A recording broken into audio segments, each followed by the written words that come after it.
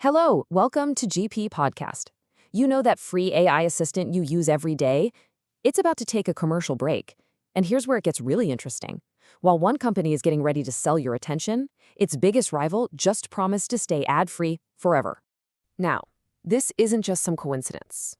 It's the beginning of a high-stakes strategy war that is going to change how we interact with these powerful tools. In this explainer, we're going to follow the clues to understand what's really happening behind the screens of the AI you use every day. So, the big question is, why now? All right, so our investigation kicks off with what really feels like a crack in the code, a fundamental shift in how we're all going to experience ChatGPT from here on out. So here it is.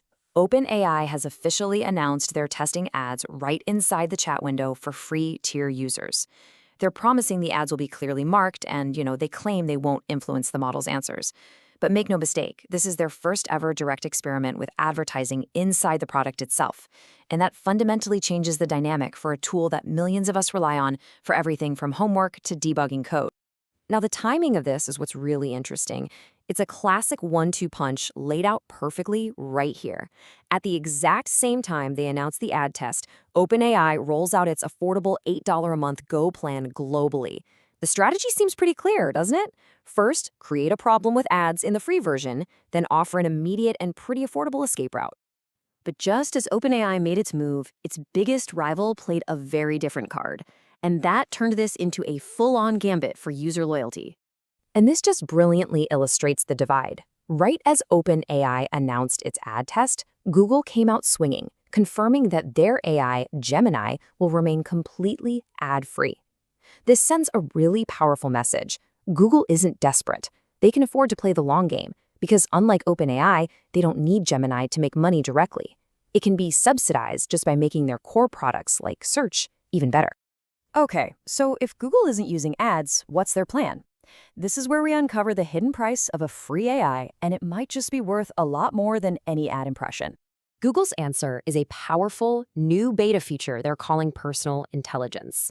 And what this does is it allows Gemini to connect the dots across your entire digital life, your emails, your photos, your search history, to give you answers that don't just have information, but have your personal context.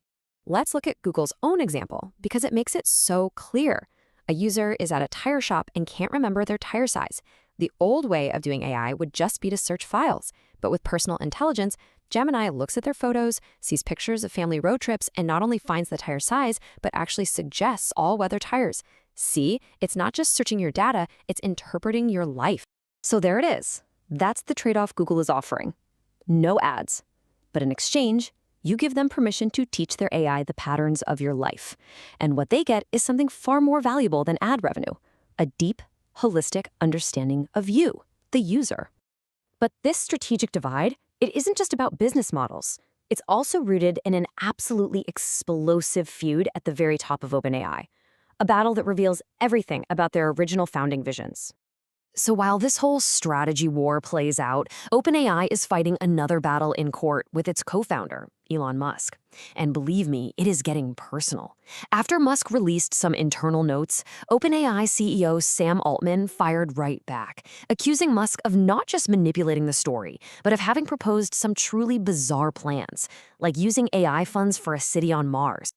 And the claims just get wilder, which illustrates the incredible stakes here. According to Altman, Musk even outlined a succession plan where control of artificial general intelligence, AGI, would eventually pass to his children. We're not just talking about a company anymore. We're talking about a proposal for a multi-generational AGI dynasty. And this isn't just about principles or future control. This is about money, a lot of it. Reports claim that Elon Musk is seeking up to $134 billion in damages in his lawsuit against OpenAI. That number alone tells you this is far, far more than a simple disagreement between founders. And Musk's response to all this?